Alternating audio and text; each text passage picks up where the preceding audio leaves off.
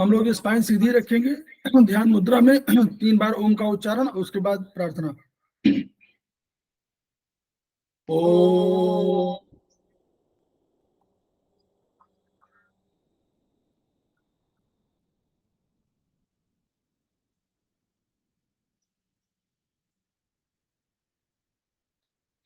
ओम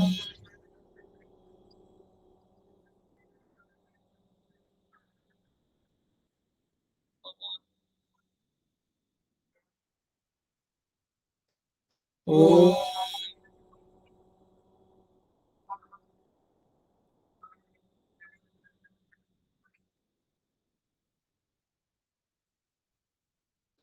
वह शक्ति हमें दो दयानिधि, कर मार्ग पर डट जाए, पर सेवा पर उपकार में हम निज जीवन सफल बना जाए।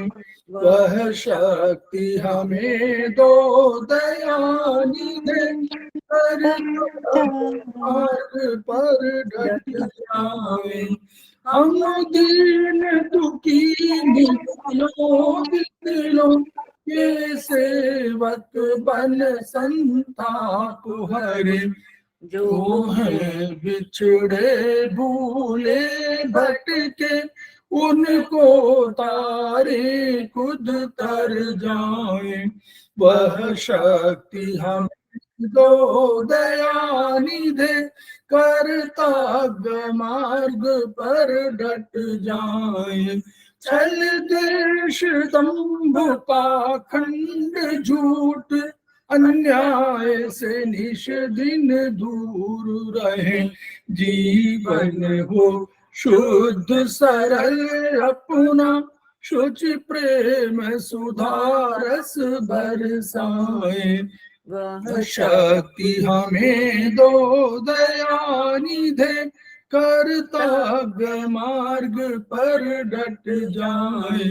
निज आन मान मर्यादा का प्रभु ध्यान रहे, अभिमान रहे, जिस देव भूमि में जन्म लिया, बलिदान उसी पर हो जाए। वह शक्ति हमें दो दयानिधे, कर्तव्य मार्ग पर डट जाए, पर सेवा पर उपकार में हम निज जीवन सफल बना जाए।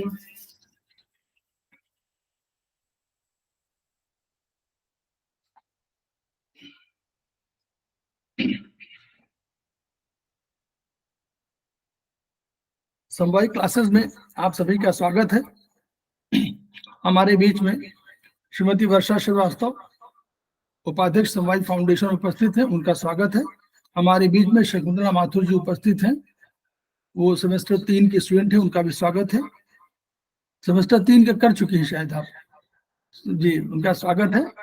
हमारे बीच में नीतू जैन जी उपस्थित है, सेमेस्टर 3 के स्टूडेंट है, उनका स्वागत है, और हमारे समवाय फाउंडेशन के प्रमोटर हैं, उनका स्वागत है। हमारे बीच में बबली सिंह उपस्थित है, वो सेमेस्टर 3 के स्टूडेंट है और हमारे समवाय फाउंडेशन है, उनका स्वागत है। हमारे बीच में अनिता जैन जी उपस्थित है, वो सेमेस्टर 4 के स्टूडेंट हैं और वो हमारे समवाय फाउंडेशन प्रमोटर है, उनका स्वागत है। हमारे बीच में ES सारथ उपस्थित है केरल से, वो सेमेस्टर 2 के स्टूडेंट है, उनका स्वागत है। तो हम लोग समवाय फाउंडेशन के सदस्य हैं और एक्यूप्रेशर शोध प्रशिक्षण उपचार संस्थान प्रयागराज से संबद्ध है। हम वहां के 3 मनीषियों के ऋणी हैं। वे मनीषी हैं ब्रह्मलीन MP खेमका सर, दूसरे हैं आदरणीय JP अग्रवाल सर, जो वर्तमान में एस्पस के अध्यक्ष हैं, और तीसरे एपेक्स बॉडी के chairman Shri SS Sarraf sir. इन 3 मनीषियों के प्रति हम लोग श्रद्धावनत हैं। इसके अतिरिक्त हम लोग अन्य गुरुओं से जिन्होंने हमको शिक्षा दिया है, चाहे चिकित्सा शिक्षा हो चाहे अन्य शिक्षा हो, उनके प्रति हम आभार व्यक्त करते हैं। वहां का संस्थान का एक मोटो है, each one reach one, each one teach one and each one treat one. हम उस विधा में आगे बढ़ने के लिए आपके माध्यम से कृत संकल्प है। आप भी साधुवाद के, धन्यवाद के पात्र हैं, क्योंकि जो अलख कभी उन्होंने जगाई थी उसको आपके माध्यम से पूरे विश्व में फैलाना है, और इसलिए कि इस विधा का लाभ सबको मिले, पीड़ित मानवता को मिले, और कम खर्चीली होने के नाते हमारा दायित्व है कि ये शायद पूरे विश्व की मानवता को ये प्रसाद मिले। तो हम लोग इसी भावना से आगे बढ़ रहे हैं। तो हम लोग आयुर्वेदिक एक्यूप्रेशर पढ़ रहे हैं, तो हम लोग कुछ शेयर करते हैं और फिर हम लोग शुरुआत करते हैं।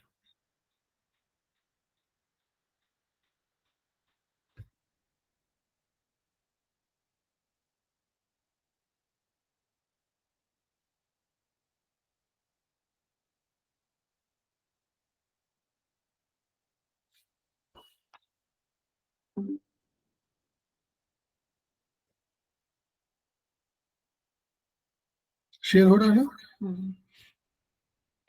Yes sir.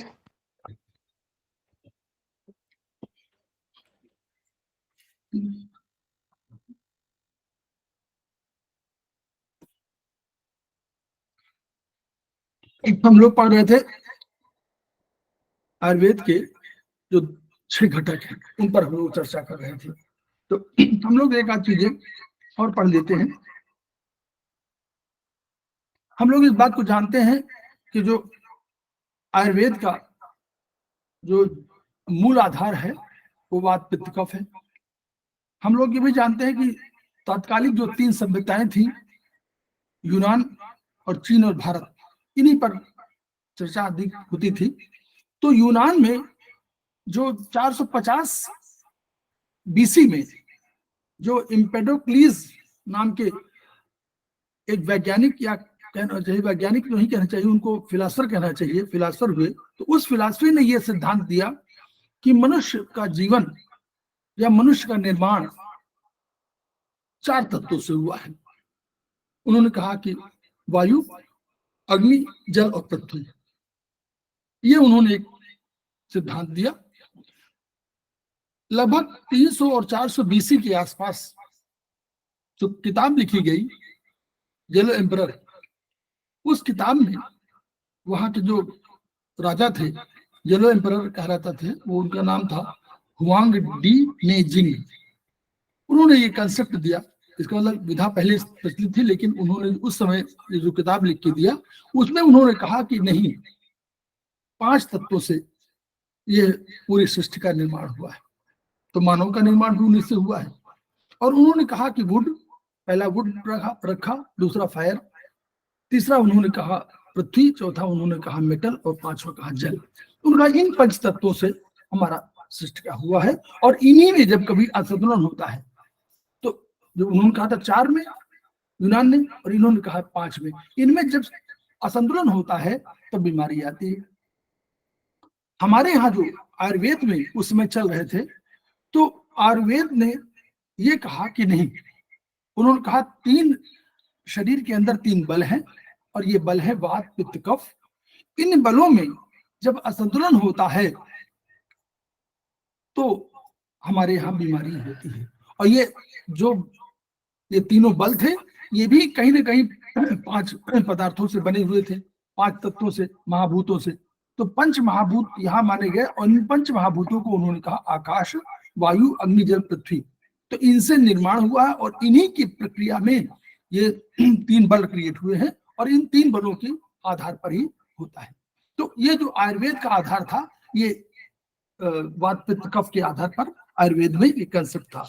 अब उसके 3 आचार्य त्रयी कहलाते हैं। आप लोग इसको जान लीजिए, क्योंकि ये बहुत समझ में नहीं है, बाद में कहीं बताई जाए, सहयोग रूप से कहीं बताई जाएगी एक सेंटेंस के रूप में। तो इसमें आचार्य त्रयी 3 हैं, चरक है, वाग्भट है और सुश्रुत है। इन्हीं को आचार्य त्रयी, मतलब 3 आचार्यों के रूप में माना गया है, जिनकी किताबें लिखी गई है, जिनके आधार पर किताबें हैं। तो एक प्रश्न हमेशा आता है कि अथर्ववेद के सूत्र कहाँ से निकले हुए हैं और आयुर्वेद के सूत्र कहाँ से निकले हुए हैं। तो हम लोगों को हमेशा उत्तर देना पड़ता है कि अथर्ववेद। लेकिन हम लोग जानते नहीं कि अथर्ववेद के सूत्र कैसे हम लोग मानते हैं कि यहाँ के सूत्र निकले हुए हैं। तो उनका पहला ही श्लोक जो है अथर्ववेद का जो पहला श्लोक है, तो कोई वेद में हमेशा कोई जो सूक्त होते हैं उनमें 3 चीजें होती हैं। पहली चीज एक ऋषि का नाम होता है, दूसरा होता है कि कौन देवता की स्तुति की जा रही है, और तीसरा होता है कि किस छंद में लिखा जा रहा है। 3 आधार है उसके। तो पहला कौन देवता की आराधना हो रही है, फिर कह रहे हैं कि लिखने वाले कौन हैं, कौन लिख रहे हैं मंत्र को या सूक्त को, और तीसरा जो है कि ये जो है कौन से छंद में लिखा जा रहा है। ये 3 के आधार पर आप पूरे वेदों को आप पाएंगे। तो अथर्ववेद का जो पहला सूक्त है वो उसमें उसी से पूरे सूत्र निकले हैं। तो उन्होंने एक स्तुति की जाती थी, आराधना, देवता के प्रति आराधना की जाती थी, स्तुति की जाती थी। तो पहला उनका ये त्रिसप्ताह पर्यंती, ये त्रिसप्ताह पर्यंती विश्व रूपाणि विवृतः वाचस्पतिर्बलाम तेषाम तन्नो अद्य दधातु में। अब प्रार्थना क्या है, उन्होंने कहा कि ये 3 त्रिसप्ताह में 3 या 7 या 21, तो 3 ऋषि, 3 देवता, 7 देवता या 21 देवता, इन सबके ऊपर इन देवताओं। तो इन्होंने कहा कि 3, 7, 21 देवता ये संसार पर अनुग्रह करने के लिए, यानी कृपा करने के लिए,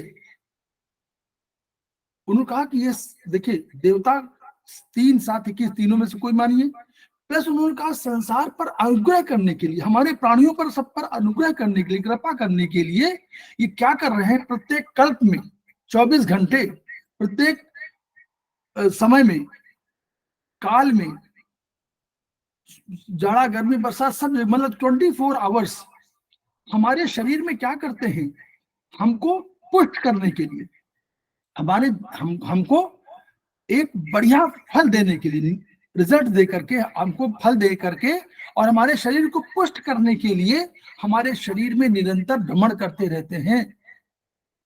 तो हे वाचस्पति किनको कहा गया, वाचा प्रस्पति, वाचा माने माँ भगवती कौन है, हमारी जो वाणी की देव वो है माँ सरस्वती। तो वाचस्पति माने देवात्मिका, वो वेदात्मिका वाणी जो है हमारी माँ सरस्वती के पति कौन है, ब्रह्मा जी।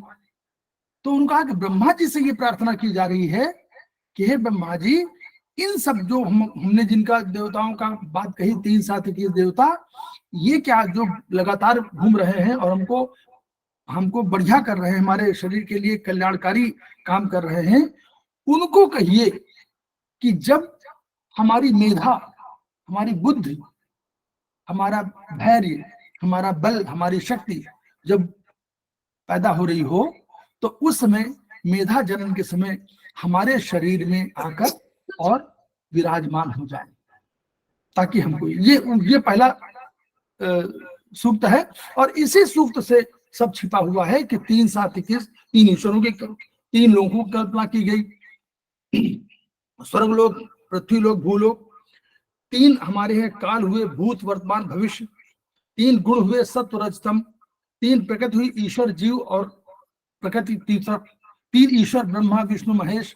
7 ऋषियों की कल्पना की गई, तो कश्यप ऋषि थे, अत्रि ऋषि थे, भरद्वाज थे, विश्वामित्र थे, गौतम थे, वशिष्ठ थे, जमदग्नि थे, जो हम लोग 7 ऋषियों की बात करते हैं। 7 लोक थे, सतलोक, तपोलोक, जनलोक, महलोक, ध्रुवलोक, सिद्धलोक, भूलोक। 7 पाताल थे, अतल, वितल, सुतल, तलातल, महातल, रसातल, पाताल। 7 ग्रह थे, सूर्य, सोम, मंगल, बुध, बृहस्पति, शुक्र, शनि। 7 धातुएं थी, रस, रक्त, मांस, मेद, अस्थि, मज्जा, शुक्र। 7 मरुद्गण थे, मरुद्गण भी 7 थे, आवह, प्रवह, संवह, उद्वह, विवह, परिवह, परावह। और 21 जब कल्पना हुई, तो हम लोग 21 जानते हैं कि 5 महाभूत, फिर 5 तन्मात्राएं, फिर 5 ज्ञानेंद्रियां, फिर 5 कर्मेंद्रियां और 1 मन। तो 5 महाभूत, उनकी तन्मात्राएं, हमारे ज्ञानेंद्रियां 5, कर्मेंद्रियां 5, 20 हो गए, और 1 हमारे मन। तो इस रूप में उन्होंने कहा कि इस रूप में उनकी स्तुति की गई थी और ये ब्रह्मा जी से प्रार्थना की गई थी, तो ये उनमें आयो। अब इन आचार्य त्रयी ने कंसेप्ट क्या दिया? आचार्य त्रयी हमने बताया ना, तीन हमारे चरक स्वयं है, एक वाग्भट है और तीसरे सुश्रुत है। तो तीनों ने क्या दिया? उन्होंने कहा जिस तरह ब्रह्मांड को हम लोग ने एक और पढ़ा था कि यावंतो ही लोके मूर्तिमंतो भाव विशेषा, यानी जो भी ब्रह्मांड में है वही। तो उन्होंने कल्पना वही किया कि जो ब्रह्मांड में तीन शक्तियां जो हमारी है, सूर्य के रूप में है, एक शक्ति सूर्य के रूप में है, एक सोम के रूप में है, चंद्रमा के रूप में है, और एक शक्ति हमारी किसके रूप में है? वायु के रूप में है। तो जो वहां शक्ति है, ये तीनों जगत को धारण किए हुए हैं। सूर्य ने, सोम ने और वायु ने जगत को धारण किया हुआ है। वैसे ही हमारे यहाँ वात पित्त कफ भी धारण कर रहे हैं, शरीर को धारण कर रहे हैं। तो तीन, और देखिए तीन कंसेप्ट में, जैसे आपने कहा कि एक सोम, सोम माने हुआ कि क्रिएटिंग पावर सोम हुए, और उसी तरह आप तुलना करिए ब्रह्मा, तीन ऋषि, तीन उनकी बात हो रही ईश्वर की, तो तीन ईश्वर की बात हो रही, तो ब्रह्मा ऋषि भी वही कर रहे हैं।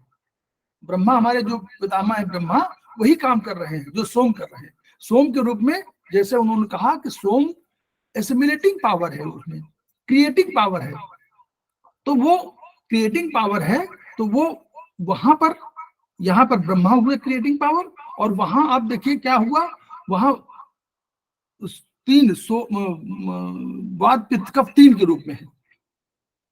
तो फिर दूसरा वहां बात, वहां पहले सोम, सूर्य और वायु, तीन शक्तियां हैं, यहाँ ब्रह्मा विष्णु महेश। तो सोम हो गए ब्रह्मा के रूप में, महेश वायु के रूप में हो गए, वो डिफ्यूजिंग पावर है, वो हटा देते हैं, एक दूसरे को अलग कर देते हैं। और तीसरी पावर है विष्णु के रूप में, जो हमारे तीसरी पावर है सूर्य के रूप में। तो वो सूर्य के रूप में, जैसे सूर्य हमको शक्ति देता है, वैसे ही हमको पालन करते हैं। यही तीन शक्तियां जो वहां थी ब्रह्मांड में, इन तीन शक्तियों के रूप में, वही हमारे शक्ति जो है हमारे यहाँ भी यही वात पित्त कफ के रूप में बनी गई। तो ये इस प्रकार ये डेवलपमेंट यहाँ का हुआ। तो हम लोगों ने पढ़ा हुआ है, हम लोग चल रहे हैं कि ये जो युक्ति वाला, ये सामान्य गुण है, 10 हम लोग विशेष गुण पढ़ चुके थे। तो हम लोग पढ़ रहे हैं संयोग, हमारे संयोग है। तो इनका देखिए, सृष्टि में बिना संयोग के कोई चीज उत्पन्न नहीं हो सकती। हमने संयोग हमेशा कहा कि किसी का एक पदार्थ के साथ दूसरे पदार्थ का संयोग, जीव का भी तो आत्मा के साथ संयोग है, परमात्मा के साथ संयोग है। तो बिना संयोग के, ब्रह्म का जो जीव का संयोग के बिना कोई जीवन चल ही नहीं सकता। वही उन्होंने कहा कि जीव, शरीर और आत्मा का संयोग। फिर हम लोगों ने कहा था चेतना, शरीर, इंद्रिय, मन और आत्मा। हम लोगों ने कहा था ना कि जब जो इंद्रिय, मन और आत्मा के संयोग, आयु, यही इसी को आयु कहते हैं। हम लोग कहते हैं ना कि जब इंद्रिय, मन और आत्मा के संयोग के कारण होगा तो हमारी जो है और चेतना उसमें होगी, तो हम कहेंगे चेतन जीव। तो उन्होंने कहा कि सब चीजें संयोग का रिजल्ट है, और हम ये नहीं कह सकते कि हमारा कोई इंडिविजुअल ऑर्गन, शरीर का कोई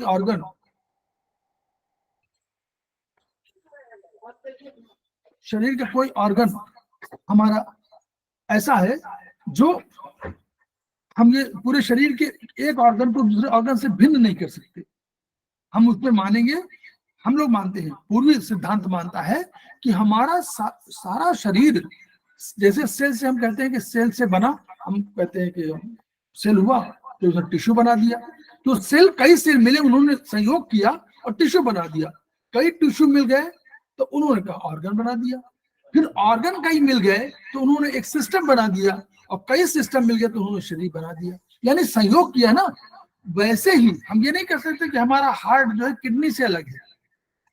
हम लोग आगे पढ़ते हैं इसमें कि नहीं, किडनी और हार्ट दोनों एक दूसरे डिपेंडेंट है। हम कहते हैं लीवर भी डिपेंडेंट है कहीं न कहीं किडनी पर और कहीं दूसरे पर, हार्ट पर, क्योंकि वो रक्त लाता है, वो रक्त को अपने यहाँ संजोता है, रोकता है। यानी हमारे यहाँ होलिस्टिक कंसेप्ट है। तो यही संयोग का है कि जब तक सब ऑर्गन संयोग नहीं करेंगे तब तक डाइजेस्टिव सिस्टम में हमारा न भोजन पक पाएगा और न वो बाहर उसको उसका जो रस है वो मिल पाएगा हमको।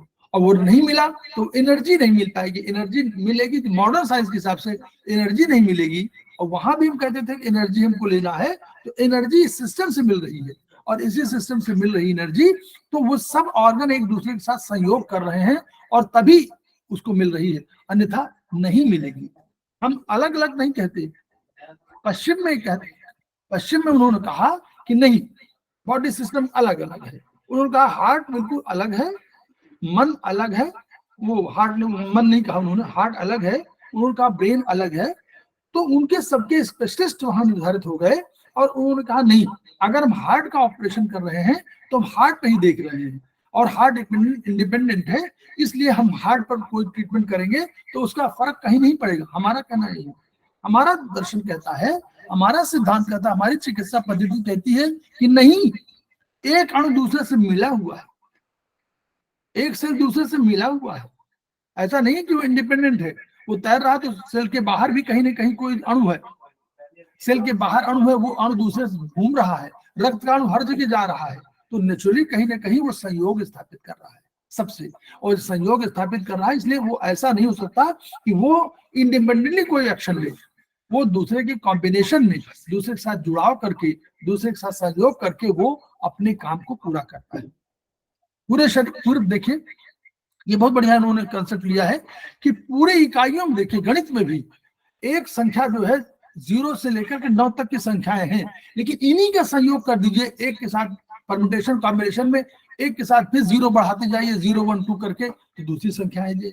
इस तरह अनंत का प्रसार संभव है। तो इसी तरह जो पूरा शरीर, पूरा जो ब्रह्मांड है वो अनंत द्रव्यात्मक है। वही तमाम नंबर सिस्टम में तमाम होंगे, असंख्य भेद होंगे इनके संसार में, लेकिन जब तक ये दूसरे के एक दूसरे के साथ इनको संयोग नहीं होगा तब तक वो कार्य रूप में परिणित नहीं हो पाएंगे। कुल मिलाकर अर्थ यही है। तो ये कुल मिला, इसमें बहुत बहुत बड़ा दिया हुआ है कि उसी का कि, लेकिन हमने क्या किया कि इस पूरे प्रकृति को जो अनंत द्रव्यात्मक था, जिसमें अनंत संख्याएं संभव थी, जिनमें सब धातुएं, सब द्रव्य अलग अलग क्षमता के थे और सब में अलग अलग गुण हो सकते थे, लेकिन एक कॉमन गुणों के रूप में हम लोगों ने 10 द्रव्य निर्धारित किए और कहा कि इन्हीं में सारी चीजें निहित हैं। तम, आकाश, वायु, अग्नि, जल, पृथ्वी, काल, दिशा, मन, आत्मा, इन्हें 0 से लेकर के यही संख्याएं हमारी रही। और ये संख्याएं जो हम लोगों ने 0 लिया, तो 0 के साथ हमेशा तम ही होगा, एक के साथ हमेशा आकाश ही होगा। इस संख्या को, सिस्टम को, नंबर सिस्टम को हमको ध्यान रखना पड़ेगा।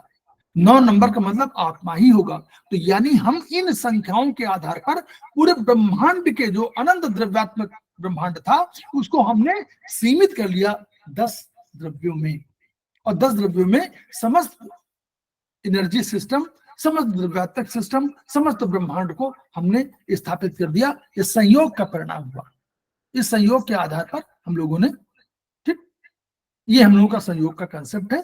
और ये लिखा यही है, पढ़ा यही है, लेकिन हमको समझना ये है कि संयोग के बिना शरीर काम नहीं कर सकता। दूसरा क्या है? पृथकत्व। तो संयोग को हम लोगों ने लिया है, संयोग को सामान्य रूप से हम लोगों ने किससे लिया? जल के साथ। हम लोगों ने जल से उसको जोड़ा कि संयोग का जो मेन मुख्य रूप से अगर उसका संबंध है तो वो जल से है। ठीक, अब पृथकत्व में आइए। पृथकत्व का अर्थ हुआ है कि जब संयोग करेगा तो एक जगह रहेगा, और वो उसको वियोग भी आप कह सकते हैं, लेकिन उसको विभाग भी कह सकते हैं, विभोग कह सकते हैं। लेकिन पृथकत्व का मन हुआ कि दूसरे पदार्थ में पदार्थ के गुण हैं, जो एक पदार्थ के गुण हैं दूसरे पदार्थ के गुणों से थोड़ा भिन्न है, इसलिए उसको अलग कर दिया गया। पृथकत्व को उसको अलग कर दिया गया। क्यों? क्योंकि संयोग के साथ एक बनाया, फिर जब उसने अपना एक तरह का एक तरह के गुण वाले कोई चीज बना लिया, निर्माण कर लिया, कोई जैसे भोजन के रूप में है, भोजन में निर्माण कर लिया, और उसने देखा कि हमको ये तो हमारा उपयोगी है और अनुपयोगी हमारा है, उसको अलग कर दिया। तो अनुपयोगी के जो गुण थे वो डिफरेंट थे और ये उपयोगी के गुण डिफरेंट थे, तो अनुपयोगी को उसने अलग कर दिया। पृथकत्व तो अलग करने का है, मैं ये नहीं है उसको हमेशा के लिए अलग कर देने का, ये निर्माण के दौरान इस गुण के कारण ही कुछ उपयोगी अनुपयोगी तत्व अलग अलग हो जाते हैं और अनुपयोगी अलग चले जाते हैं। उपयोगी मान लीजिए हम लोग कहते हैं कि उपयोगी हमने हमारे पास जैसे स्टमक से हुआ और हम लोगों ने अपने मॉडर्न साइंस के हिसाब से स्टमक से हुआ, स्टमक के बाद जब चर्नी हो गई तो वो एसआई स्मॉल इंटेस्टाइन के माध्यम से शोषित कर लिए गए, वो जो हमारा जो तत्व है वो शोषित कर लिए गए, चाहे वो कार्बोहाइड्रेट के रूप में आप उनको ले कुछ भी ले, कार्बोहाइड्रेट कहें उसको अमीनो एसिड कहें कुछ भी कहें, लेकिन वो जो उपयोगी तत्व था उसको उन्होंने सोख लिया यानी शोषित कर लिया, उसको अलग भेज दिया, और जो वेस्ट मटेरियल था उसमें भी अलग चला गया। इसके बावजूद लार्ज इंटेस्टाइन ने ऐसा नहीं किया सबको भिजवा दिया, उसमें भी उसने देखा कि नहीं कुछ इसमें से हम अलग अपने पास कर सकते हैं, उसने उनमें से कुछ अपने को फिर अलग कर दिया और जो वेस्ट मटेरियल था तो उसको बाहर कर दिया। तो ये उसने भी किया, हर ऐसा नहीं कि उसने अपने आप बिना सोचे समझे किया हो। तो इस गुण की पहचान जो है, अब वहां क्या है, इस पृथकत्व को अगर पाश्चात्य दर्शन की बात करें तो पश्चिम के ने लोग क्या किया, उन्होंने कहा एक शल्य क्रिया दिखा, उन्होंने कहा उसको हटा दीजिए, अगर इसकी जरूरत नहीं तो उसको हटा दीजिए। हमने कहा कि हमने ये नहीं कहा कि उनको शल्य क्रिया से हटा दीजिए, पृथकत्व तो अलग करने की बात हमने कही, जिनको पदार्थों कर सकते थे, लेकिन शरीर के किसी भाग को अलग करना या उसको काट देना हम लोग ये नहीं मानते थे। हम लोग मानते थे कि उसका कहीं ना कहीं उपयोगिता है किसी न किसी रूप में, इसलिए अगर कोई तरीका है तो हम उसको अपने एनर्जी सिस्टम से इसको अलग कर दें, इसको कम कर दें, संख्या घटा दें बढ़ा दें, लेकिन हम इसको ऑपरेट नहीं करना चाहिए, क्योंकि बहुत से चीजों का, पदार्थों का या बहुत जो ऑर्गन्स है, जो बहुत हमारे सेल्स हैं, उनका उपयोगिता किसी दूसरे संदर्भ में है, कहीं सुरक्षा के रूप में है, कहीं कोई इंफॉर्मेशन देने के रूप में है, इसलिए हम लोग उसको कहते थे कि नहीं शल्य क्रिया उचित नहीं। लेकिन पश्चिम ने कहा नहीं, जो चीज अनुपयोगी, उन्होंने ऑर्गन को भी अनुपयोगी मान लिया, उन्होंने वो ऑर्गन के सिस्टम को भी मान लिया, उन्होंने कोई एक ऑर्गन का भाग का उसको भी अनुपयोगी मान लिया और उन्होंने उसको ऑपरेशन के द्वारा एक नई चीज कर दिया कि वो है। तो ये हम लोगों ने कहा कि ऐसा नहीं, हम लोगों ने कहा कि जो देखिए इसमें एग्जाम्पल दिया हुआ है कि पित्ताशय की पथरी को, हम लोगों ने कहा कि पित्ताशय की पथरी को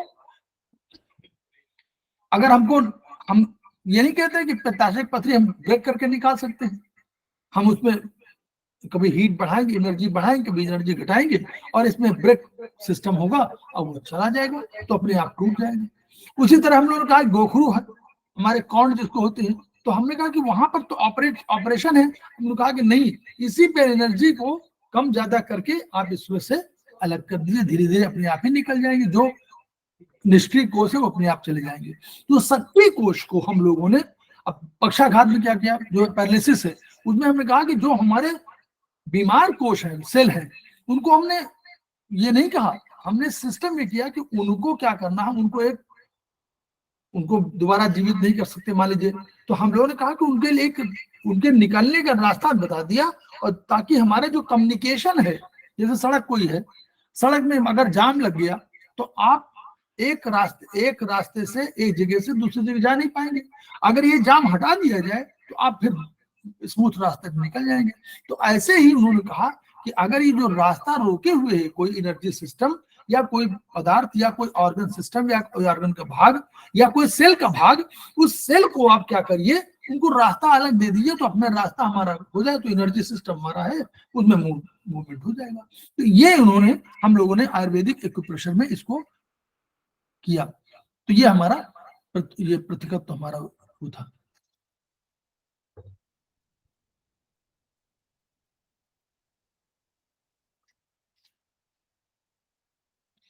ठीक है, विभाग, अब देखें विभाग क्या हुआ, विभाग वो है, विभाग को थोड़ा सा डिफरेंट मानिए, पृथकत्व से विभाग, पृथकत्व को हम लोगों ने जोड़ा किसके साथ, वायु के साथ, क्यों, वायु पृथक कर देती है, वायु एक चीज को हटा करके पूरा बाहर ले जाती है, तो वायु के साथ हमने जोड़ दिया। भाग करना, विभाग माने भाग करना। अब इसमें क्या हुआ, थोड़ा सा अंतर है विभाग पृथकत्व में, विभाग में। विभाग में दोनों में अंतर यह है कि एक चीज तो कहती है कि नहीं हम पूरा हटा दें, पृथकत्व माने हटा दिया जो अनुपयोगी। इसमें विभाग में क्या हुआ, वही गुण है। मान लीजिए हमारा एक कोई पदार्थ है, बड़ा सा पदार्थ है, जैसे दवाइयां हैं, मान लीजिए एग्जाम्पल दे रहे हैं दवाइयों का, कोई दवाई है और उसके हमको 200 ग्राम मिली हुई है। अब हमको उसको पुड़िया बना के खाना है, तो गुण तो वही है दवाई के, दवाई तो वही है, लेकिन दवाई की इतनी पुड़िया बना दी गई, उसको हम लोग अगर हम 60 पुड़िया बना दें तो हमारे 60 भाग हो गए उसी दवाई के। तो वही भाग करना है, विभाग हो गया इसको, कि हमने क्या किया कि इस पुड़िया को, गुण तो वही रहे, उसी दवाई के गुण वहां भी कंटिन्यू हुए, तो गुणों में अंतर नहीं हुआ, लेकिन हमने पुड़िया बनाकर कर लिया तो उसको भाग कर लिया। तो यही हमारे सिस्टम में क्या होता है कि कोई, जब हम लोगों के मेटाबॉलिज्म कैटाबॉलिज्म के दो शब्द होते हैं, एक एनाबॉलिज्म, दूसरा होता है कैटाबॉलिज्म। एनाबॉलिज्म माने संयोग करना और कैटाबॉलिज्म माने ब्रेक कर देना, और इन्हीं का संयुक्त नाम जो है मेटाबॉलिज्म होता है। ठीक है, एनाबॉलिज्म कैटाबॉलिज्म का संयुक्त नाम मेटाबॉलिज्म है। तो मेटाबॉलिज्म की क्रिया में क्या होता है, जो बड़े, जैसे हम लोग कार्बोहाइड्रेट पढ़ते हैं, हम लोग पढ़ते हैं कि कार्बोहाइड्रेट खाया, हम लोग कहते हैं कि आपने फैट खाया, हम लोग कहते हैं कि आपने ये प्रोटीन खाया, 3 चीजें हम लोग खाया। तो होता क्या है कि ये बड़े अणु हैं जो संसार में, यानी वनस्पतियों के रूप में या संसार में, जगत में, पृथ्वी में, ये बड़े अणुओं के रूप में हमको मिलते हैं।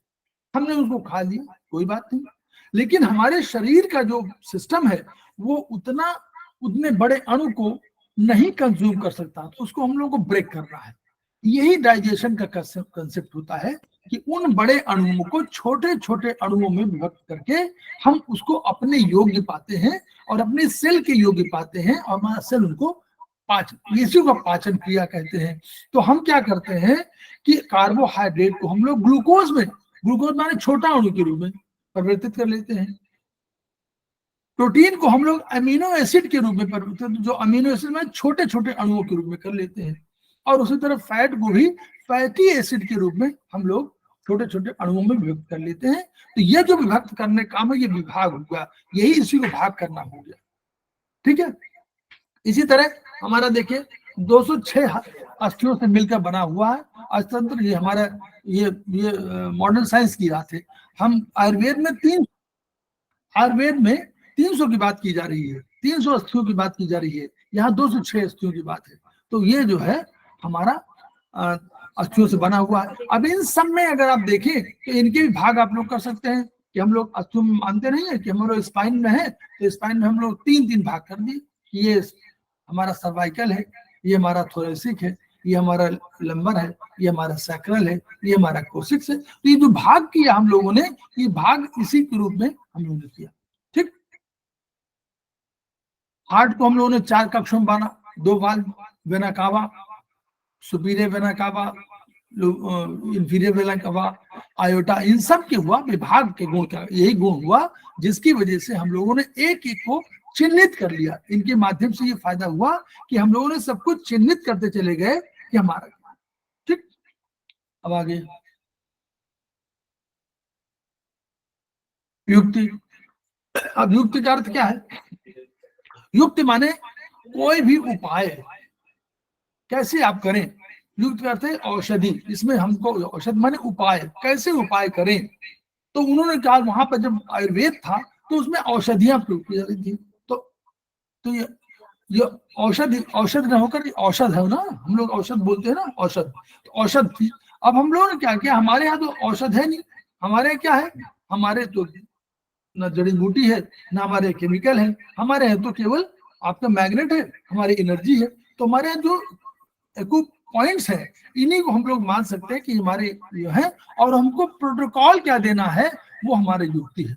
जो प्रोटोकॉल दे करके हमको, मतलब है कि इस बीमारी के संदर्भ में, देखिए युक्ति का अर्थ ये है कि इस बीमारी के संदर्भ में, इस जो प्रॉब्लम आई है, समस्या के संबंध में हम कौन सा प्रोटोकॉल दें जो इसको फायदा कर जाए, ये हमारा युक्ति है, इसको हम युक्ति कहेंगे। ठीक है, हम लोगों ने कहा ना कि एलोपैथ का दूसरा कंसेप्ट है, हमारा दूसरा कंसेप्ट है। ये तो हम लोग जानते हैं कि हम लोग एक्यूप्रेशर में क्या करते हैं, केवल हम लोग क्या करते हैं, एनर्जी पर ट्रीटमेंट करते हैं। एलोपैथ एनर्जी पर ट्रीटमेंट नहीं करता, वो रोग का इलाज करता है। होम्योपैथ में क्या है, वो सिम्टम का इलाज करते हैं। आयुर्वेद इलाज करता है वात पित्त कफ के असंतुलन का इलाज करता है, हम करते हैं नहीं, एनर्जी सिस्टम का इलाज हम करते हैं। ठीक है, तो ये इसका ये जो औषधि के कंसेप्ट में ये आया।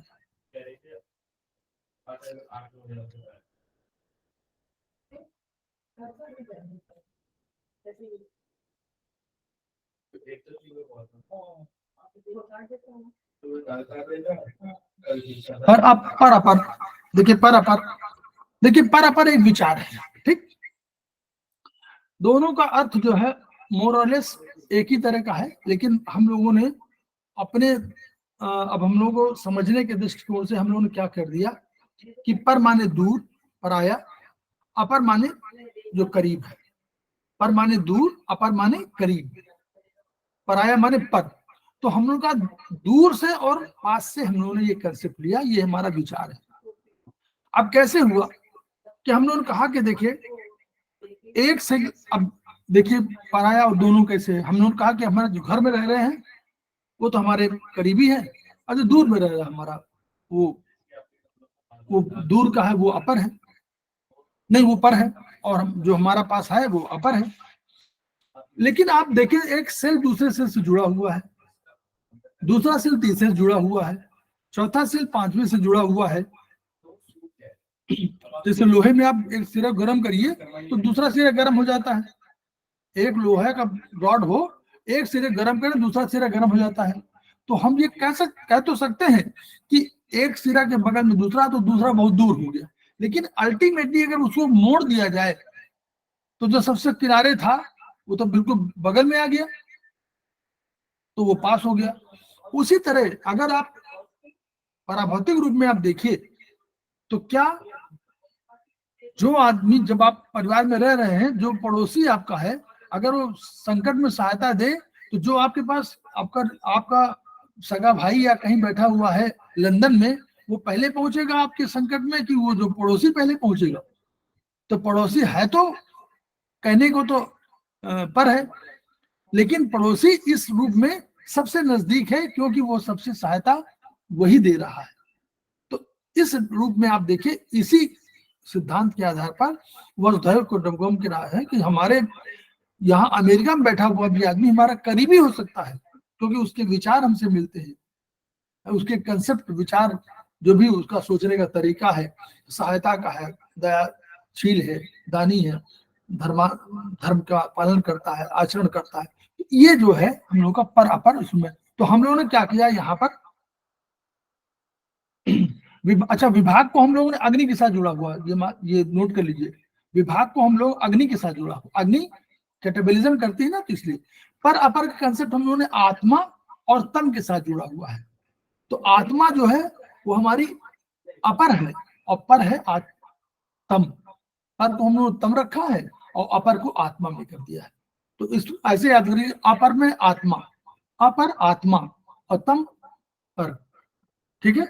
तो ये विचार है। फिर आया हमारे पास संख्या परिमाप का, संख्या परिमाप का। तो यानी संख्या परिमाप के हम लोगों ने कहा था ना कि इन्हीं के लिए हुआ कि संख्या और परिमाप कैसे हम उसको जाने, कैसे हम उसको नापें। तो जहां मापने की बात आई, परिमाप की बात आई, वहां हम लोगों ने पृथ्वी के संबंध में इसको लिया। पृथ्वी के मापन, क्यों? पृथ्वी की लंबाई, चौड़ाई, उसका क्षेत्रफल कितना, इन आधार पर हमने परिमाप किया, तो पृथ्वी के साथ जुड़ा। और इसका ये है कि परिमाप माने कोई चीज को हम नाप सकते हैं, किसी चीज को एक कोई इकाई में बांट करके हम उसको जान सकते हैं कि कितनी लंबाई है, कितनी चौड़ाई है, कितनी ऊंचाई है। तो ये परिमाप से संबंध हुआ और इसको हम लोगों ने इसीलिए जोड़ा। और ये क्यों जोड़ा पृथ्वी के साथ?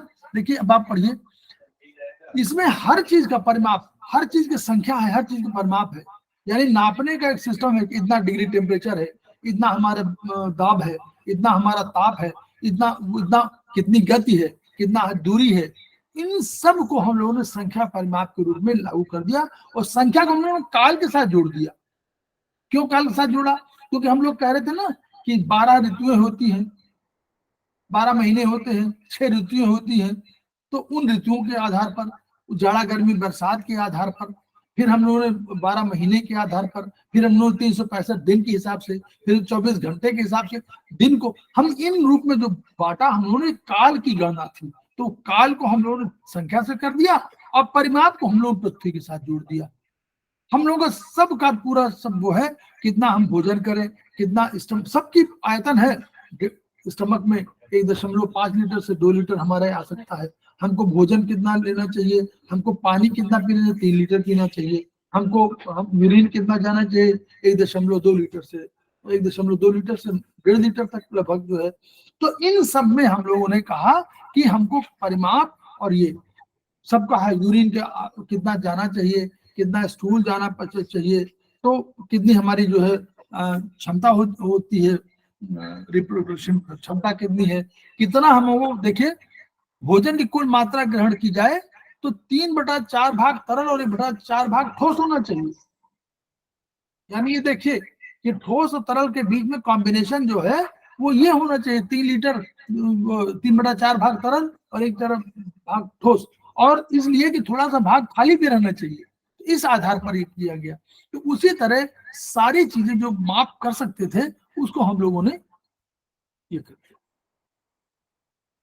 अब इसी से जुड़ा हुआ है हमारा, अब यहाँ पे खत्म हो गया, खत्म था और भी है। कौन सा नंबर था ये? हाँ, ये 7 8 8 के बाद क्या था, रह गया था क्या, कुछ आगे रह गया है सर? अभ्यास संस्कार रह गया 9-10। है? अच्छा, अभ्यास और संस्कार। अभ्यास संस्कार, हाँ ठीक है, अभ्यास संस्कार उसको पढ़ा दे, फिर वहां पर आएंगे लोग, ठीक है। तो अभ्यास संस्कार जो है,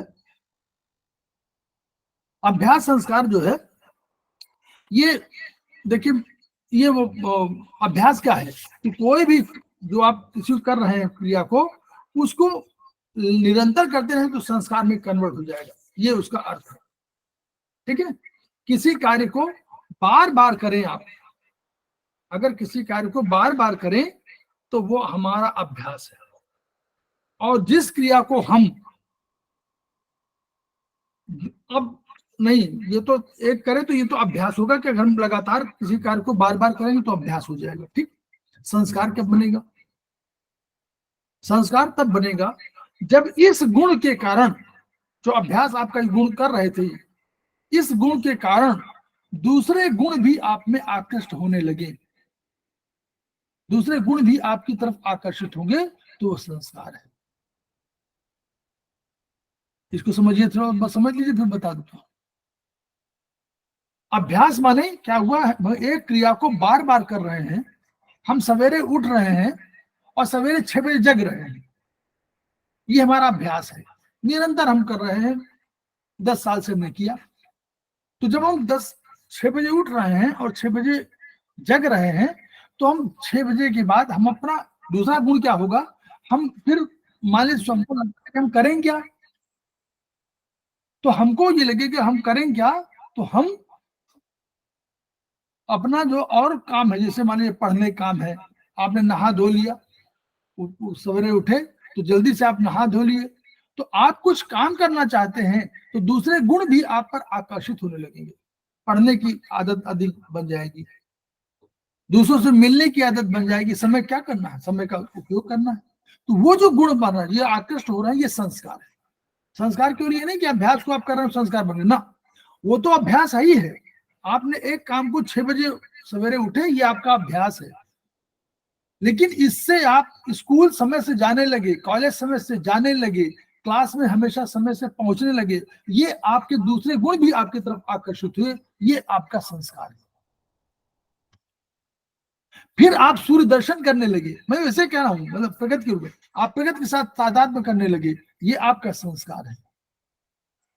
फिर आप में ये और अच्छे आचार विचार पैदा होने लगे कि आपको क्यों झूठ बोलने से फायदा मिलेगा। जब मैं उपस्थित हूं तो मैं बाहर वाले कह देता हूं कि मैं पहले मैं बोल देता था, मान लीजिए कि घर से करवा देता था कि वो सो रहे हैं, वो जग रहे हैं। वो सबको आदत थी मालूम जानने की, तो उन्होंने कहा कि भाई सो रहे हैं, मैं जगा हुआ हूं तब भी कह दे सो रहे हैं। तो ये अब मैं कह रहा हूं नहीं, मैं तो जगा हुआ हूं, आइए मुझसे बात करिए। तो एक सत्य बोलने की आदत बनी, ये और आपकी तरफ आकर्षित हुआ, ये सत्य बोलना आपकी प्रवृत्ति में जुड़ा। समय से पाबंदी, समय की पाबंदी इससे जुड़ गई। आप ऑफिस में लेट नहीं हो रहे हैं, पहले आप लेट हो रहे थे क्योंकि आप देर से जग रहे थे। तो एक जो आपका अभ्यास हुआ, इसने आपको और अन्य गुणों को आकृष्ट किया, आकर्षित किया, और तब आपका संस्कार, और मतलब आपके गुणों की संख्या में वृद्धि हुई, ये आपका संस्कार है। क्लियर? पूछ लीजिए, यहीं पर पूछिए।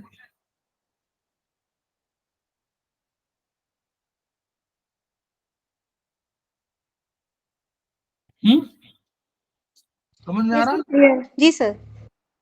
समझ में आ रहा है ना?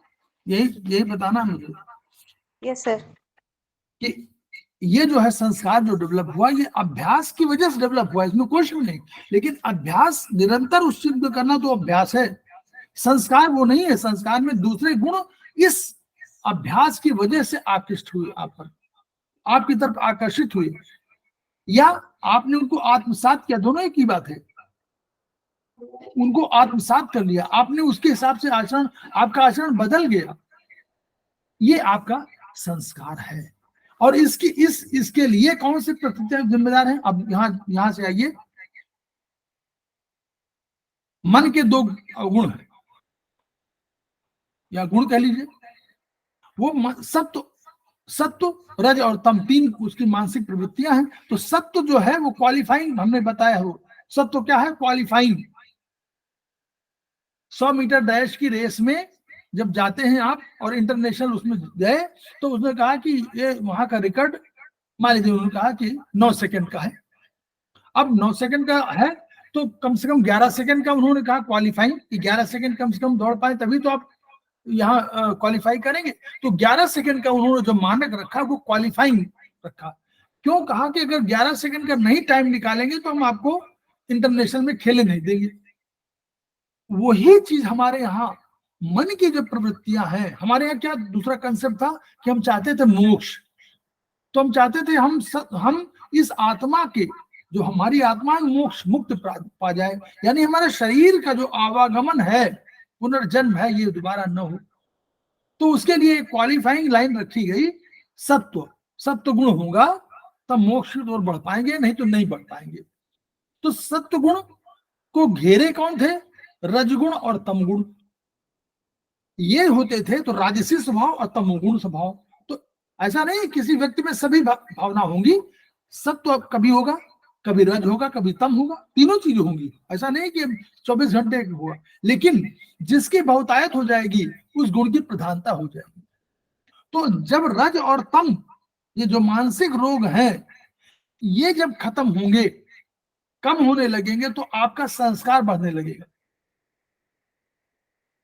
जब रज और तम गुण कम होने लगेंगे, इनकी, ये अवगुण है, एक्चुअली गुण नाम लिखा है लेकिन अवगुण है, इन अवगुणों की संख्या कम होने लगेगी, तो आपका सत्व गुण बढ़ने लगेगा, और तब आपका संस्कार जो है डेवलप होने लगेगा। संस्कार और परिमार्जित होगा, परिष्कृत होगा, ये उसका कहना है। ठीक है? तो मानसिक जो है ये रोग है। तो अब आप देखिए कि इसको सब जगह कहा गया है मत, और अल्टीमेटली क्या है? ये सत्व गुण चाहे रज हो चाहे तम हो, करेंगे क्या? अगर शरीर में करेंगे तो शरीर में वही तीन करेंगे, वात पित्त कफ, इन्हीं को परिवर्तन करेंगे। समझ लीजिए इसको, परिवर्तन तो वही करेंगे। ये मानसिक प्रवृत्तियां हैं, लेकिन परिवर्तन तो शरीर में करेंगी। तम बढ़ेगा, तामसिक प्रवृत्तियां बढ़ेंगी, रजो प्रवृत्तियां बढ़ेंगी, राजसिक प्रवृत्तियां बढ़ेंगी। तो वही रामचरितमानस में उन्होंने कह दिया कि मोह सकल व्याधि कर मूला। मोह जो है समस्त व्याधियों का मूल है। मूल माने जड़। मोह मोह मोह बहुत बहुत अक्षय मोह नहीं ठीक है, साधारण मोह ठीक है, अक्षय मोह ठीक नहीं है। मोह सकल व्याधि कर मूला, और तिन ते पुण्य उपजहि बहुशूरा, अनेक और रोग उत्पन्न होते हैं। उनसे और रोग उत्पन्न होते हैं। और आगे उन्होंने कहा कहीं कि काम बात कफ लोभ अपारा। काम बात मतलब कामनाएं जो है, अधिक इच्छाएं करेंगे तो यही बात रोग है। अधिक कामनाएं करेंगे, अधिक इच्छाएं करेंगे तो यही वात रोग है। और कफ लोभ अपारा, बहुत लोभ करेंगे तो कफ की प्रवृत्ति बढ़ेगी, कफ बढ़ेगा, कफ असंतुलित होगा। और क्रोध पित्त नित छाती जा रहा, क्रोध पित्त नित छाती जा रहा, यानी क्रोध जो है आपको छाती को जला देगा, क्योंकि पित्त डेवलप करेगा। क्यों? हम लोग खुद ही कहते हैं लीवर में, हम लोग खुद ही कह रहे हैं कि लीवर में क्या है, पित्त। तो क्रोध हमारे भी कहा, तो क्रोध पित्त नित छाती जा रहा। और प्रीति करो जो तीनों भाई, प्रीति करई जो तीनों भाई, यानी वात पित्त कफ तीनों असंतुलित हो जाए। आप सोचे तीनों असंतुलित हो जाए तो क्या होगा?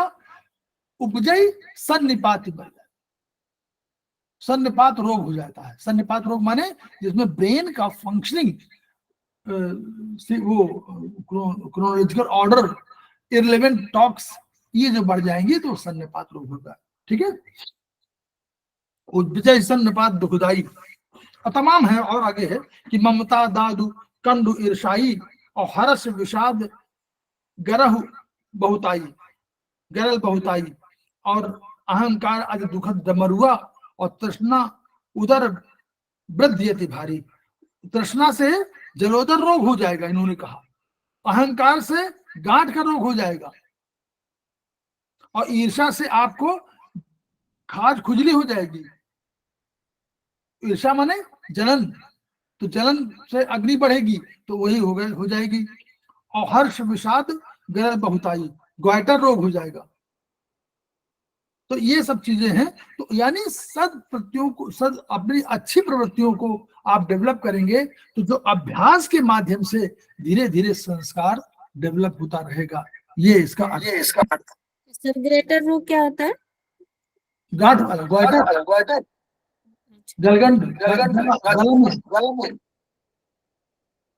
गले में नहीं, ग्वाइटर रोग, गला बढ़ यहाँ तो पूरा सूज जाता है ना। चलिए हम लोग आप आगे बढ़े। संख्या परिमाप हो गया, सब हो गया ना। अब हम लोग ये वाली चक्र वाला इसको हम लोग पढ़ लेते हैं। फिर देखिए ये वाला क्या है। हाँ, ये चक्रिका है। देखिए इसमें जो है जैसे वहां पर रखा था एनर्जी सिस्टम में, वैसे इन्होंने एक जीवन चक्रिका रखी जिसको काल के साथ जोड़ा कि भाई समय का कैसे आपको प्रयोग करना है। तो ये बहुत बढ़िया है। इन्होंने पूरे क्या किया, यहाँ घड़ी देखिए, पूरे 24 घंटों को हमारे पास वात पित्त कफ 3 शक्तियां थी, तो 3 शक्तियों में विभाजित कर दिया। रात को 12 बजे से लेकर के और 8 बजे तक का समय एक, फिर 8 बजे से लेकर 4 बजे तक समय दूसरा, फिर 4 बजे से लेकर 12 बजे तक का समय तीसरा। तो पहले में जो 12 बजे से लेकर के 8 बजे हुआ उसमें हम लोगों ने वात रखा, फिर दूसरे जो रखे उसमें हम लोगों ने पित्त रखा, और तीसरा हम लोगों ने कफ रख दिया। अब हम लोग मानते थे ना कि प्रत्येक द्रव्य में सारे द्रव्य हैं, मानते हैं ना, तो वैसे यहां भी होना चाहिए। इस समय अंतराल में ऐसा तो नहीं है कि केवल काम ही, केवल बात रहेगा, पित्त नहीं रहेगा, कफ नहीं रहेगा। तो हम लोगों ने उस समय को अलग अलग भागों में बांट दिया, लेकिन जो जिसका ऑर्डर यही रखा, वात पहला, दूसरा पित्त, तीसरा कफ। जो जिसका राइट था उसको हमने समय अधिक दे दिया। जिसका क्षेत्र पड़ रहा था उस क्षेत्र में उसका प्रभाव अधिक था, तो वात का प्रभाव 12 से 8 में वात का ही था। तो वात में वात को करने के लिए पहला नंबर वही आया। तो वात में वात को हम लोगों ने 4 घंटे दे दिया, फिर हमने वात में पित्त कर दिया 2 घंटे, फिर वात में कफ दे दिया हम लोगों ने 2 घंटे। तो इससे हमारा संतुलन हो गया। सबसे अधिक हमको किला किसका मिला? वात, 12 से 4 बजे वात का मिल गया। फिर जब 8 बजे सवेरे से पित्त का समय शुरू हुआ, तो पित्त में पहले क्या आएगा? पहले तो आएगा वात ही आएगा। तो पहले पित्त में वात आया 2 घंटे का, फिर भी पित्त में पित्त आया तो वो 4 घंटे का हो जाएगा, क्योंकि पित्त तो प्रबल है। फिर पित्त में जब कफ आया तो 2 घंटे का आ गया। तो ये इस तरह 4 बजे खत्म हो गया। फिर 4 बजे से लेकर के हम लोगों ने फिर वही किया तो कफ आ गया। तो कफ में पहले वात आया 2 घंटे का, फिर कफ में पित्त आया 2 घंटे का, फिर कफ में कफ आया 4 घंटे का।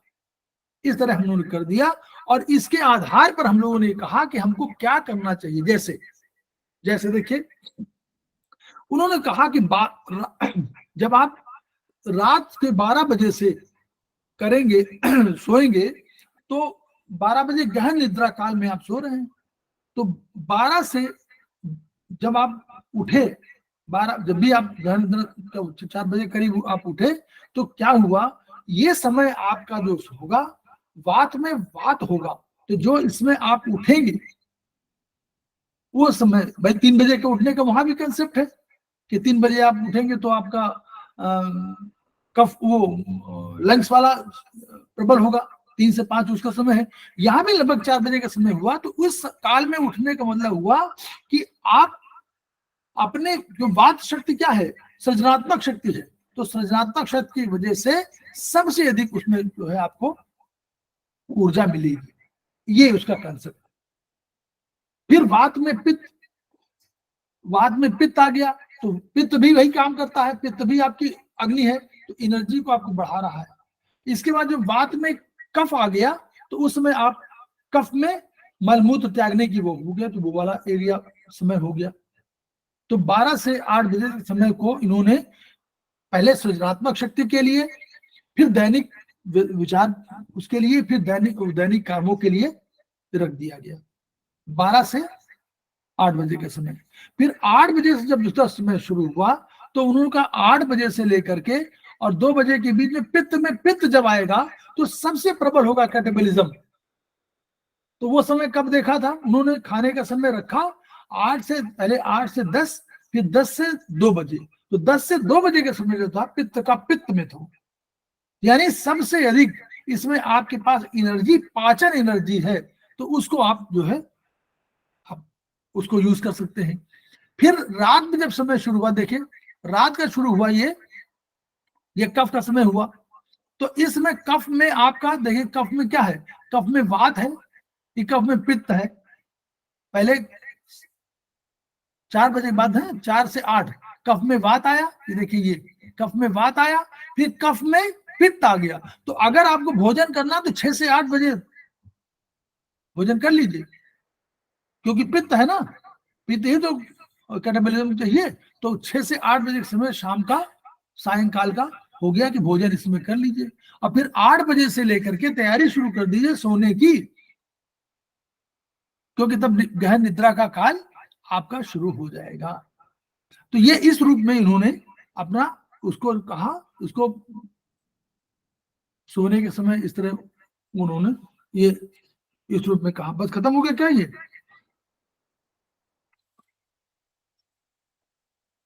नहीं, अभी और है। अच्छा, अब ठीक है, यहाँ पर हो गया। हम लोग आगे हम चलते हैं हम लोग। ठीक, यहाँ तक कोई प्रश्न नहीं? खत्म करें क्योंकि आज उसको खत्म करना है। जी सर, आगे पढ़ाइए। ठीक, तो हम लोग समवाय भाव में आते हैं। देखिए, समवाय भाव को हम लोग पढ़े हुए हैं कई बार। समवायो अपृथक भावो द्रव्यादीना गुणर्मतः। यहाँ कहीं भूम्य है और कहीं कहीं आपको द्रव्यादीना है। ठीक है, इसलिए आप चेंज कर लीजिए, कोई बात नहीं है, दोनों है। हमारी जो चरक, हमारे जो ब्रह्मानंद त्रिपाठी जी के टीका, इसमें भूम्यादीना है, लेकिन कहीं कहीं दूसरे चरक संहिता में द्रव्यादीना है, लेकिन मूल अर्थ वही है। द्रव्य, भूमि द्रव्य है, भूमि तो द्रव्य है, अर्थ भी तो द्रव्य है, पृथ्वी द्रव्य है, तो द्रव्यादीना भी और भूना दोनों में है। तो समवायो अपृथक भावो द्रव्यादीना गुणमतः सनित्यो यत्र ही द्रव्यम न तत्र नीतो गुण। दिन की अलग अलग पढ़िएगा। ये समवाय भाव को आपको समझना है, और इस बार को समझना है कि आगे कभी समझने की कोई जरूरत न पड़े, न कोई कहे समवायो अपृथक भाव।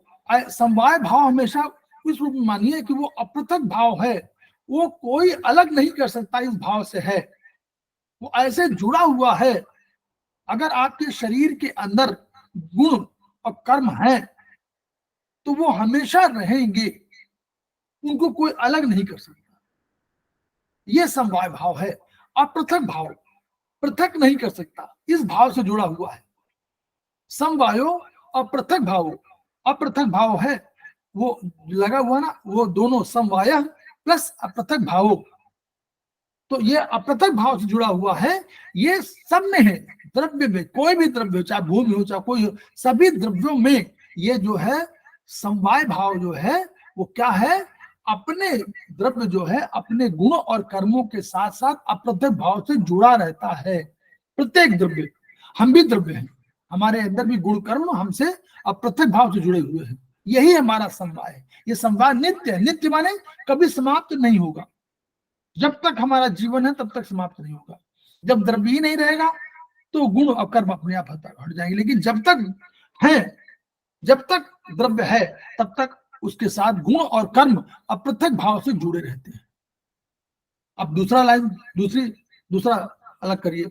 सनित्यो, स माने गुण के लिए कहा गया है, सनित्यो गुण के लिए कहा गया है। देखिए स का इस्तेमाल सामान्य वह, सामान्य वह, तो सनित्यो वह नित्य है। नित्य माने निरंतर, आज कल परसों नरसों जो भी आप कह दीजिए, सब आज भी था, कल भी है, परसों भी था, पहले भी था, आज भी है, कल भी रहेगा। तो ये नित्य माने, ये नित्य माने सनित्यो, स कहा गया गुण के लिए। सनित्यो यत्र ही द्रव्यम, द्रव्य जहां है वहां ये गुण नित्य है, निरंतर है, हमेशा है, विद्यमान है, विराजमान है। क्योंकि सनित्यो यत्र ही द्रव्यम न तत्र नियतो गुणः, ऐसा नहीं है कि द्रव्य हो और उसका गुण उसके अंदर न हो। ये अनिश्चितता कभी हो ही नहीं सकती। ये नेक्स्ट टू इम्पॉसिबल है। इट इज नॉट पॉसिबल कि गुण न रहे और द्रव्य रहे। अगर द्रव्य है तो गुण भी है, क्योंकि गुण कभी ऐसा नहीं है कि द्रव्य है और गुण है ही नहीं, ऐसा नहीं हो सकता कभी। यही इसको, यही बस इस सेंटेंस का ये अर्थ है। और ये सब तो उसके स्पष्टीकरण है कि आकाश द्रव्य सब कुछ है, जो भी कर्म है, जो भी गुण है वो उसमें समाहित है, उस द्रव्य में, वो अलग नहीं हो सकता। और गुण न कर्म कोई नहीं जा सकता। कर्म तो मूवमेंट नहीं करता, गुण भी मूवमेंट नहीं करता। कर्म मूवमेंट करता है तब जबकि बाहर दिखाई पड़े, लेकिन गुण और कर्म जब द्रव्य में रहेंगे तो गुण तो अस्थायी है, वो क्या कहते हैं, डजंट मूव, वो मूव नहीं करता, उसमें कर्म नहीं है, वो निश्चित रूप, स्थिर रूप से पड़ा रहता है, निश्चेष्ट पड़ा रहता है। वो निश्चेष्ट माने निष्क्रिय होकर के चुपचाप पड़ा रहता है। वो तो कर्म वो मूवमेंट कर ही नहीं सकता। तो ये वाला उनको कंसेप्ट ये वहां पर आ गया, वही सब उन्होंने दिया हुआ। अब केवल अब ये लास्ट वाला वो है, इसी को पढ़ लीजिए बस। बहुत बढ़िया ये है, इसको हमेशा जानना जरूरी है आपको, इसको बहुत जानना। सर गुण और कर्म निश्चेष्ट क्यों पड़ा रहता है? नहीं, गुण निश्चेष्ट पड़ा रहता है। गुण तो निश्चेष्ट माने, निश्चेष्ट माने बताओ, मतलब कोई कार्य नहीं कर रहा है। हाँ, तो गुण मूवमेंट नहीं करता ना। गुण तो आपके अंदर विराजमान है, गुण की वजह से पहचान है। आपके अंदर कोई भी गुण बताओ, जो भी जिसकी जो पहचान हो, कोई कहेंगे मुन्नी त्रिपाठी ये अच्छा लगता है, कोई बोलेंगे ना कि मुन्नी त्रिपाठी बहुत मिलनसार है, तो ये मिलनसार गुण हुआ ना। तो अगर ये मिलनसार है तो ये अंदर चुपचाप बैठ, मिलनसार दौड़ के जा तो नहीं रहा ना, मिलनसार नहीं जा रहा गुण। मिलनसार होने की वजह से मुन्नी त्रिपाठी की पहचान है। समय बद्धता है कि समय से काम करते हैं मुन्नी त्रिपाठी, तो मुन्नी त्रिपाठी का गुण है जो शरीर के अंदर, जो मुन्नी त्रिपाठी के अंदर निश्चेष्ट पड़ा हुआ है, वो उसकी वजह से पहचान है मुन्नी त्रिपाठी की। कर्म तो मूवमेंट है, कर्म तो हमेशा मूवमेंट करेगा, वो निश्चेष्ट नहीं रहेगा, वो तो मूवमेंट करता है। वो चलते हो तो वो चलना है, तो वो मुन्नी, हाथ खाना बनाना तो वो है। लेकिन खाने बनाने का जो गुण है, देख दोनों में अंदर हुआ। खाना बनाते ही तो आपने खाना अच्छा बनाया, और एक आपने खाना बनाया, दोनों में दो है ना, तो एक कर्म है, लेकिन खाना अच्छा बनाते हुए ये गुण है, ये गुण तो निश्चय से पड़ा हुआ है, खाना बनाने वाला कर्म है, तो इस कर्म को आप अलग करिए, गुण से अलग कर दीजिए। कर्म माने आप खाना बना रहे हो, ये आपका कर्म है, लेकिन आप क्या खाना अच्छा बनता है, बनाते हो, ये आपका गुण है, तो ये नहीं जाएगा, ये निश्चेष पड़ा रहेगा, स्थिर रूप के शरीर में विद्यमान रहेगा। समय से निष्ठ है, सत्य बोलते हैं, तो सत्य बोलना कोई सत्य बताता थोड़ा ना है, सत्य तो आपके अंदर छिपा हुआ है, तो सत्य बोलते हैं। तो जो सत्यभाषी होते हैं वो उनके अंदर रहता है, वो बोलता नहीं है, लेकिन पहचान उसी सत्य भाषण से होती है कि भाई सत्य बोलता है, सच बोल देगा, है ना, तो उस रूप में है। अब देखिए ये बहुत, इसको इसको पढ़िएगा, इसको बहुत महत्वपूर्ण है। न तो केवलम गुण प्रभावादेव द्रव्याणि कार्मुकाणि भवन्ति, द्रव्याणि ही द्रव्य प्रभावात, गुण प्रभावात द्रव्य गुण प्रभावाच, तस्मिन् तस्मिन् काले तत् तद्धिकरण मासाद्य ताम ताम च युक्तमर्थम च तम तम अभिप्रेत यत् कुर्वन्ति तत् कर्म येन कुर्वन्ति तद् वीर्यम यत्र कुर्वन्ति तद्धिकरणम यथा कुर्वन्ति स कालः यथा कुर्वन्ति स उपायः और यत् साध्यन्ति तत् फलम। अब इसको अर्थ समझ जाइए और आप समझ लीजिए कि 20%, अधिक नहीं, 20% आपने आयुर्वेद को समझ लिया। ये कह रहे हैं जो चिकित्सा में यूज कर रहे हैं, ये कह रहे हैं कि गुण के प्रभाव, जो हमको द्रव्य जो है, जो द्रव्य आप कह रहे हो द्रव्य हम हैं, और हम कहें कि हमारे गुण की वजह से हम ये काम कर लिए, है ना, इसको यूज करिएगा चिकित्सा में। न तो केवलम गुण प्रभाव, गुण के प्रभाव की वजह से ही द्रव्य आपका जो है कर्मशील नहीं होता, काम नहीं करता, ऐसा मत समझिए कि जो काम कर रहा है ये केवल गुण की वजह से कर रहा है, नो, द्रव्य ही द्रव्य प्रभाव, पहले तो द्रव्य का प्रभाव, पहले तो द्रव्य है, मुन्नी त्रिपाठी खुद है द्रव्य, तो मुन्नी त्रिपाठी का अपना प्रभाव, फिर मुन्नी त्रिपाठी के गुण का प्रभाव, फिर द्रव्य और गुण दोनों का प्रभाव,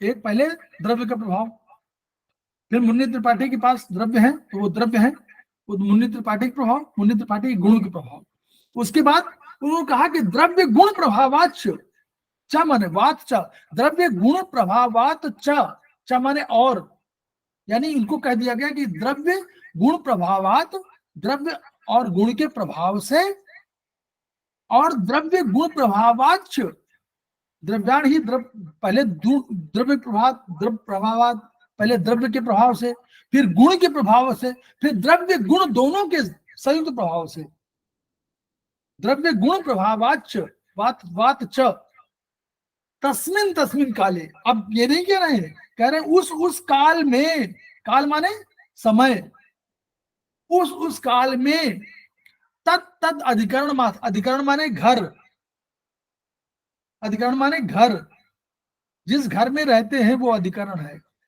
तो उस अधिकरण में रहते हुए, रह करके, पहुंच करके, ताम ताम से युक्तमर्थम, उस उपाय को, उस प्रोटोकॉल को प्रयोग करते हुए, तो तम तम अभिप्रेत्य, और उस प्रयोजन से, उस प्रयोजन के अनुसार, यत कुर्वन्ति जो काम करते हैं वो कर्म है, जो जहां पर जिससे करते हैं, यत तेन कुर्वन्ति तद वीर्यम, जिस वजह से करते हैं वो आपका ओज है, वही आपका प्रभा है, वही प्रभा मंडल है, वही आपकी शक्ति है, ठीक है। और यत्र कुर्वन्ति, यत्र माने जहां, कुर्वन्ति माने करते हैं, जहां करते हैं उसे अधिकरण कहा जाएगा, यत्र कुर्वन्ति जहां कहा जाएगा वो अधिकरण है। यदा कुर्वन्ति, यदा माने जब, जिस समय करते हैं वही काल कहा जाएगा। यथा कुर्वन्ति स उपाय है, जिस प्रकार से करते हैं वो उपाय है, और यत साध्यन्ति, जिस लक्ष्य को प्राप्त करते हैं वो फल है, रिजल्ट है। यानी यानी इसका मतलब हुआ कि केवल आपके प्रभाव से नहीं होता, बल्कि जब जिस आपने कहा कि हम इस प्रोटोकॉल को यहां यूज करना चाहते हैं, तो वो प्रोटोकॉल जिस गुण के लिए आपने यूज किया था, जिस द्रव्य के लिए यूज किया था, जिस अधिकरण में आपने प्रयोग किया था, जिस समय आपने प्रयोग किया था, जिस प्रयोजन के अनुसार आपने किया था, जिस उपाय से आपने किया था, उन सब उस अधिकरण में जा करके उसने जो काम किया वो ये काम हुआ, वो उपाय है, उसी को कहे काल कहेंगे। तो ये साधन, यानी इन सब का रिजल्ट, काल का, उपाय का, अधिकरण का, जिस प्रयोग जिससे जो आपकी शक्ति है, जो उसकी शक्ति है, प्रोटोकॉल की शक्ति है, उन सब का प्रभाव आपके फल में पड़ता, मतलब रिजल्ट जो आता है इन सब का पड़े। ये इसका अर्थ है, और ये सबसे बड़ा श्लोक है आयुर्वेद का। ठीक है, ये सबसे बड़ा श्लोक है, और इसके बाद ही वो सब अपना द्रव्य गुण कर्म सामान्य विशेष समवाय ये सब समाप्त हुआ।